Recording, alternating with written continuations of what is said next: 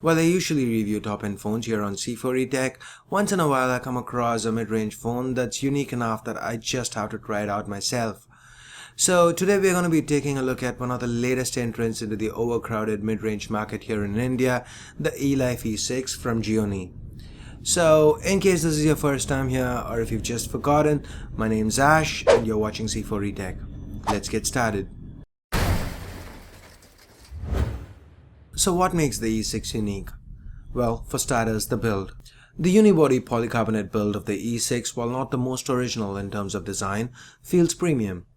In a sea of similar looking mid-range offerings, the eLife E6 manages to capture attention. You've got your 5-megapixel front-facing camera, sensors and notification LED on top, lower a 5-inch Full HD display, and the familiar capacitive menu, home and back key layout at the bottom. The capacitive keys feel a little lower than they usually are on other devices and take a bit of getting used to. On the back you've got a 13-megapixel rear-facing camera, LED flash, the secondary noise-cancelling microphone, and at the bottom, the Gionee branding. I really like the fact that they've avoided the camera bump, which is common even on a lot of top-end devices. We have the microSIM tray to the left, 3.5mm headphone jack and the power button to the top, volume rockers to the right, and at the bottom, the speaker, primary microphone, and the micro USB port. The internal storage is 32 gigs and sadly there is no support for expandable storage. The next thing unique to the eLife E6 is the display. And mark my words, this is not a mid-range display. The Gorilla Glass covered gorgeous Full HD IPS display gives the E6 a pixel density of 441 pixels per inch.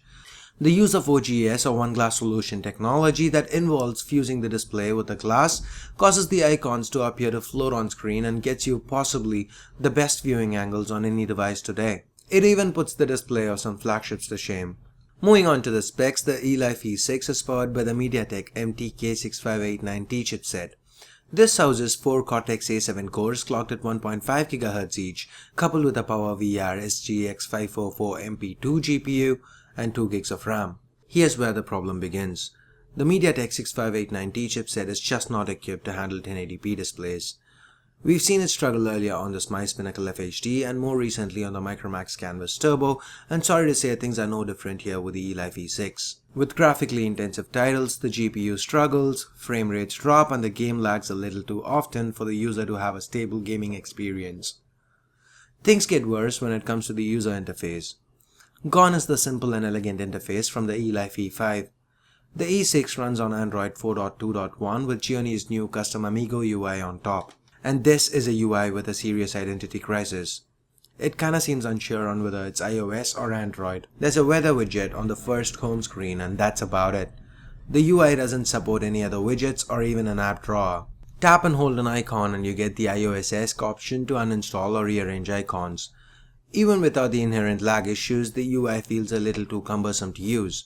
Simple tasks like adding an icon to a folder lead to a lot of frustration. Customization options are a few and changing them from the default setting only worsens things further by increasing the pre-existing lag. While Gionee's added some extra features like their own version of Samsung Smart Tile, Smart Pause and Smart Stay, and even a few gesture-based features like waving your hand over the screen to perform various actions, the omission of some basic features like say the ability to have playlists in the default music app is baffling. Talking about music, the internal speaker is average. This feels like a step back from the eLife E5 because the output levels on the E5 were amazing. This is what I had to say about the E5 in my review from a few months back. We were really impressed with the quality of audio via the included earphones. It was surprisingly good. Overall, the user experience on the E6 is not too smooth for the most part. While switching to a custom launcher like Nova alleviates the lag a bit, it's still a long way from smooth. On a more positive note, the 2000 mAh non-user replaceable battery lasted about 7 hours on a looping video playback test. This is on par with most devices that have MTK6589 or 6589T underneath. It should get you through a day with moderate usage, and Gionee's even included some deep power management options that should let you squeeze more out of the battery. Moving on, the 13-megapixel rear camera does a decent job outdoors under bright light.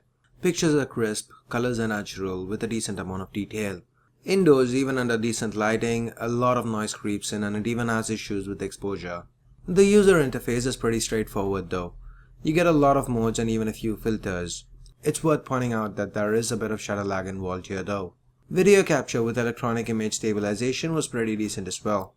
Again, the 5 megapixel front-facing camera performs quite decently and should satisfy your selfie needs. So while Gionee manages to deliver on their promise of the eLife E6 being quite the looker, unfortunately it doesn't really do more with less. Unless the brilliant 1080p display is something you just must have, I'd suggest paying a little more and going with the Nexus 4, or saving yourself a bit of money and getting the eLife E5 instead. The E5 is just an awesome phone. So what do you guys think about the eLife E6? Let me know your thoughts in the comments below. So in case you guys wanna pick up an eLife E6, you can do that from Amazon. I'll leave direct links right below the like button in the description. So I guess that pretty much wraps up this review. Hope you guys liked it. If you did, don't forget to give this video a thumbs up, and for more videos like these, make sure you stay subscribed. And if it's not too much of a bother, please share this video as well. Once again, that's pretty much it guys. Thanks a lot for watching, and I'll see you guys soon in the next one. Till then, this is Ash here from C4E Tech signing off. You guys have a great day. Bye bye now.